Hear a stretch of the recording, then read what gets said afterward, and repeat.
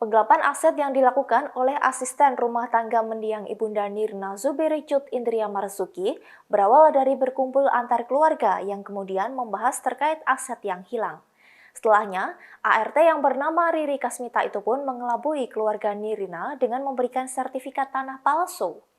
Berikut kronologi lengkap penggelapan aset yang alami kerugian hingga 17 miliar rupiah.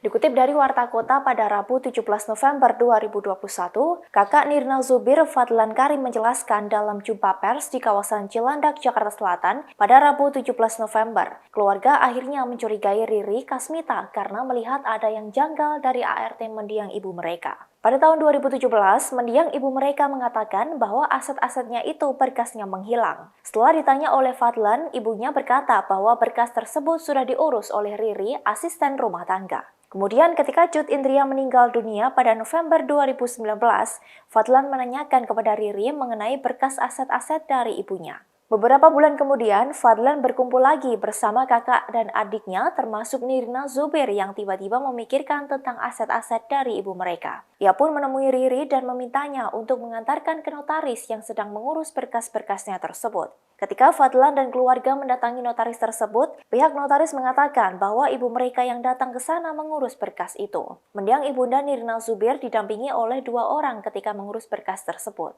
Hal itu mulai menimbulkan kecurigaan bagi keluarga Nirna Zubir tersendiri. Seiring berjalannya waktu, Riri pun memberikan sertifikat tanah yang sudah selesai diurusnya. Namun setelah diperiksa ke Badan Pertanahan Nasional atau BPN, ternyata surat itu palsu. Peristiwa itu membuat Fadlan dan kakak adiknya segera mencari bukti yang lengkap agar bisa melaporkan Riri ke polisi. Setelah sekitar 7 bulan mencari bukti dan menemukan bukti yang kuat, Fadlan melaporkan Riri dan suaminya Edrianto serta petugas PPAT bernama Farida ke Polda Metro Jaya pada Juni 2021. Kemudian penyidik melakukan penyelidikan dibantu tim Satgas Mafia Tanah Polda Metro Jaya. Setelah itu, 5 bulan kemudian polisi menetapkan Riri, Edrianto, dan Farida sebagai tersangka. Pada Sabtu 13 November 2021, ketiganya menjalani pemeriksaan sebagai tersangka yang kemudian langsung ditahan. Kini masih ada 2 tersangka lain yang akan diperiksa.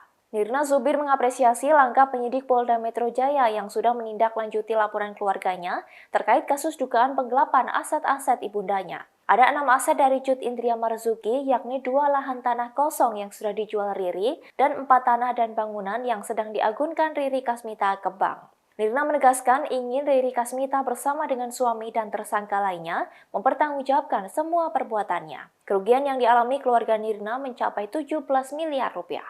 Oke Tribuners, nantikan Celebrity on Style lainnya hanya di YouTube Tribun Style Official. Terima kasih sudah nonton. Jangan lupa like, subscribe, dan share ya.